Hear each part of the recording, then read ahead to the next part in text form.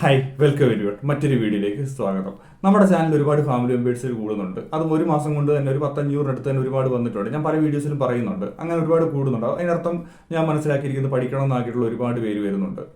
തന്നെ ഒരു ഇൻകം ഉണ്ടാക്കണം, നമുക്ക് ഒരു ഏണിങ്സ് ഉണ്ടാക്കാമെന്ന് വിശ്വാസമുള്ള ഒരുപാട് പേര് വന്നിട്ടുണ്ട്. അപ്പം എൻ്റെ ഫാമിലി മെമ്പേഴ്സിനോട് ഞാനൊന്ന് പറയാൻ പോകുന്ന കാര്യം, ഇന്നത്തെ വീഡിയോ എന്ന് പറയുമ്പോഴത്തേക്ക് എന്തുകൊണ്ട് നമ്മുടെ ചാനലിൽ അല്ലെങ്കിൽ എൻ്റെ ഫാമിലി മെമ്പേഴ്സിനോട് ഞാനിപ്പോഴും പ്രൈസ് ആക്ഷനെ പറ്റി മാത്രം കൂടുതൽ സംസാരിക്കുന്നു, എന്തുകൊണ്ട് ഇൻഡിക്കേറ്റേഴ്സിനെ പറ്റി അധികം സംസാരിക്കുന്നില്ല എന്നുള്ളൊരു കാര്യമാണ്. എനിക്കറിയാം ഒരുപാട് പേർക്ക് ഇൻഡിക്കേറ്റേഴ്സ് ഭയങ്കര ഇഷ്ടമാണെന്നുള്ള കാര്യം അറിയാം. എന്നാലും ഞാൻ പറയുന്നത് നിങ്ങൾ ചെയ്യുന്ന തെറ്റാണോ അങ്ങനത്തെ ഒന്നും ഞാൻ പറയുന്നില്ല. നിങ്ങൾക്ക് പ്രോഫിറ്റ് കിട്ടുന്നുണ്ടോ അതായിരിക്കും നല്ലൊരു സ്ട്രാറ്റജി. പക്ഷേ ഞാൻ എന്തുകൊണ്ട് യൂസ് ചെയ്യുന്നില്ല, ഞാൻ എന്തുകൊണ്ട് സജസ്റ്റ് ചെയ്യുന്നില്ല എന്നുള്ള കാര്യം ഞാൻ പറയാം.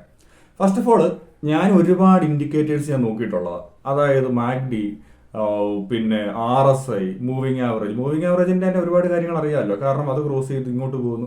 അങ്ങനത്തെ ഒരുപാട് കാര്യങ്ങൾ ഞാൻ നോക്കിയിട്ടുള്ളതാണ്. പിന്നെ പിവറ്റ് പോയിന്റ്സ്, CPR, അങ്ങനത്തെ ഒരുപാട് കാര്യങ്ങൾ നോക്കിയിട്ടുള്ളതാണ്. പക്ഷേ എനിക്ക് ആ ഒരു സമയത്തുള്ള പ്രശ്നം എന്താണെന്ന് വെച്ചിട്ടുണ്ടെന്നുണ്ടെങ്കിൽ ഞാൻ ഒരുപാട് കൺഫ്യൂസ്ഡ് ആയിരുന്നു. കാരണം ഫോൾസ് സിഗ്നൽസ് എനിക്ക് ഒരുപാട് കിട്ടുന്നുണ്ടായിരുന്നു. അതായത് വേറെ രീതിയിൽ പറയാം, ഇപ്പം നമ്മളിപ്പം എന്നാ പറയണ്ടേ, ഇപ്പം നമ്മളിപ്പോൾ ഒരു മാഗ്ഡി ഒരു സിഗ്നൽ വരുമ്പോഴത്തേക്ക് അടുത്തത് ചിലപ്പം ആ സിഗ്നൽ ആകാറാകുന്നു, ഒരു എൻട്രി എടുക്കാറാകുന്നു എന്നേ കാണിക്കത്തുള്ളായിരിക്കും. പക്ഷെ ഞാനത് പ്രൈസ് ആക്ഷൻ വെച്ച് നോക്കിയപ്പോഴത്തേക്ക്, പ്രൈസ് ആക്ഷൻ മാത്രം വെച്ച് നോക്കിയപ്പോഴത്തേക്ക് എനിക്ക് കുറച്ചുകൂടെ നല്ല ബെറ്റർ ആയിട്ട് ഒരു എൻട്രി എക്സിറ്റ് കാര്യങ്ങൾ കണ്ടുപിടിക്കാൻ പറ്റി. പിന്നെ നിങ്ങൾ ഇമ്പോർട്ടൻ്റ് ആയിട്ടുള്ളൊരു കാര്യം, ഫസ്റ്റ് ഓഫ് ഓൾ ചിന്തിക്കേണ്ട വേറൊരു കാര്യമുണ്ട്. പ്രൈസിനെയാണ് ഇൻഡിക്കേറ്റേഴ്സ് എപ്പോഴും ഫോളോ ചെയ്യുന്നത്. ഓക്കെ, അപ്പം അത് ജസ്റ്റ് ബേസിക്കലി ചിന്തിച്ചാൽ മതി. കാരണം പ്രൈസിനെ അല്ല ഫോളോ ചെയ്യുന്നത്, ഇൻഡിക്കേറ്റേഴ്സിനെ ഫോളോ ചെയ്യുന്നുണ്ടെങ്കിൽ ഇൻഡിക്കേറ്റേഴ്സ് എന്നാൽ പിന്നെ ആദ്യം കയറി പോകത്തില്ലേ. അതായത് ഇപ്പം ഈ വെള്ളിയാഴ്ച മാർക്കറ്റ് അവധിയാണെന്നുണ്ടെങ്കിൽ എന്തുകൊണ്ട് ഇൻഡിക്കേറ്റർ കയറുന്നില്ല? പ്രൈസ് ഇവിടെ അപ്പോൾ അവിടെ വന്നു കഴിഞ്ഞിട്ട് അതിനെ അനാലിസിസ് നടത്തി, പ്രൈസ് എന്നല്ല ആ ഒരു ക്യാൻഡിൽ സ്റ്റിക്സിനെ അനാലിസിസ് നടത്തിയിട്ടാണ് ഈ ഇൻഡിക്കേറ്റേഴ്സും എല്ലാ കാര്യവും വരുന്നത്. അപ്പം നമുക്ക് നല്ല ക്ലിയർ ആയിട്ടുള്ള റിയൽ ടൈം ഡേറ്റ കിട്ടുകയാണെന്നുണ്ടെങ്കിൽ എന്തിന് നമ്മൾ ഇൻഡിക്കേറ്റേഴ്സ് ഒരുപാട് നോക്കണം. ഇൻഡിക്കേറ്റേഴ്സ് നമ്മുടെ ചാനലിൽ വോളിയം ഇട്ടിട്ടുണ്ട്. വോളിയം നമ്മൾ ഇട്ടതിൻ്റെ കാര്യം ഒന്നുകൂടെ പെട്ടെന്ന് ഒരു വ്യൂ കിട്ടാൻ വേണ്ടിയിട്ടാണ്.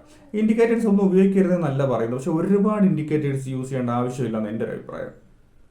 മനസ്സിലായോ? പിന്നെ നമ്മുടെ ചാർട്ട് ഒന്നുകൂടെ സിമ്പിൾ ആയിട്ടിരിക്കും.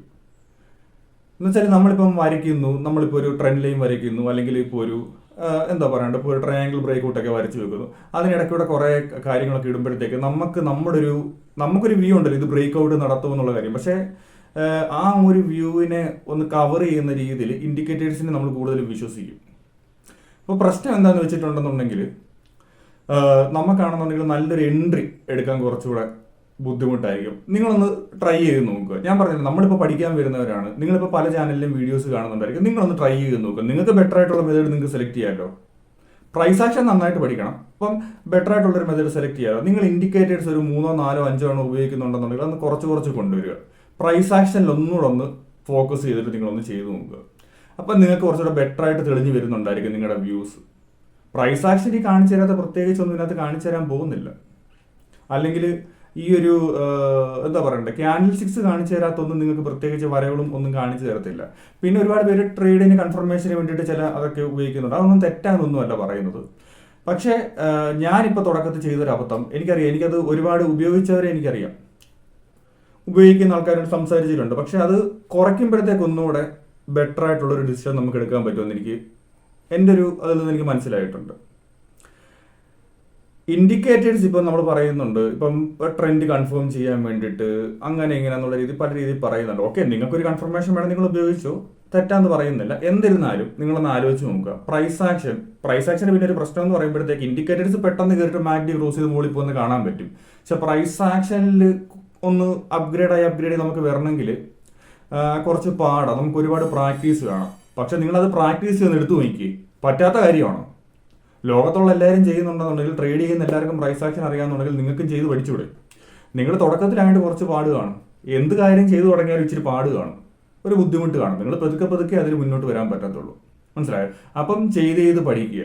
പിന്നെ നമ്മുടെ കമ്മ്യൂണിറ്റിക്കകത്ത് നമ്മൾ ഒരുപാട് ചാർട്ടുകൾ ഞാൻ ഇട്ട് വെച്ചിട്ടുണ്ടായിരുന്നു. കാരണം ഈ ചാർട്ടല്ല, സജഷൻ, കാരണം നിങ്ങളൊന്ന് വരച്ച് നോക്കാമെന്നൊക്കെ പറഞ്ഞിട്ട്. ഇപ്പം IMFയുടെ കാര്യം ഞാൻ സജസ്റ്റ് ചെയ്ത് 2 ആഴ്ച മുമ്പ് എന്തോ ചെയ്ത വീഡിയോ നിങ്ങൾ നോക്കിയാൽ മതി.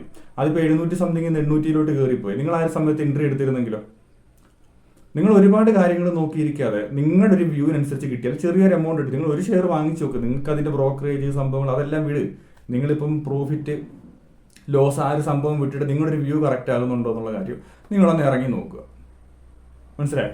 ഒരുപാട് ചിന്തിച്ച് കോംപ്ലക്സ് ആക്കാതെ നിങ്ങൾക്കൊരു നല്ലൊരു ബ്രോക്കർ നിങ്ങൾ സെലക്ട് ചെയ്യുക. അതെങ്ങനെ സെലക്ട് ചെയ്യേണ്ടതെന്നുള്ളൊരു കാര്യം ഞാൻ പറഞ്ഞിട്ടുണ്ട്.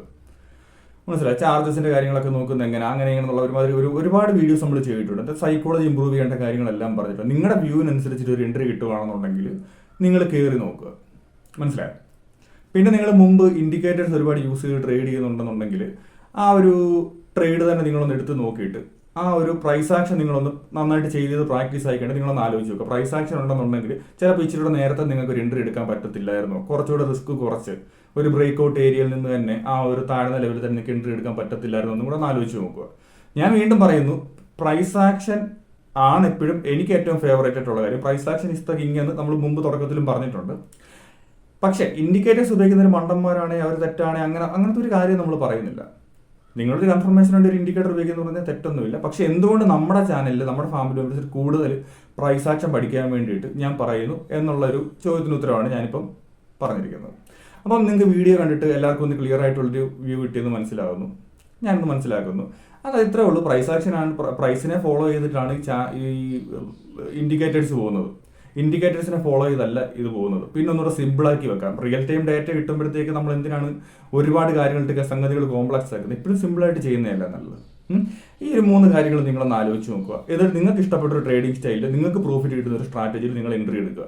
അപ്പോൾ ഇന്നത്തെ വീഡിയോയിൽ ഞാൻ ഇത്രയൊക്കെ പറയുന്നുള്ളൂ. ഒരുപാട് വലിച്ചു ഇടുന്നില്ല. എന്നിട്ട് പോലും 6 മിനിറ്റിനടുത്തായി. എനിക്കറിയാം ഒരുപാട് കണ്ടിരിക്കാൻ ബുദ്ധിമുട്ടുണ്ടായിരുന്നു. പക്ഷെ പല കാര്യങ്ങളും പറഞ്ഞു വരുമ്പോഴത്തേക്ക് അങ്ങ് നീണ്ടു പോകുന്നേ ഉള്ളൂ.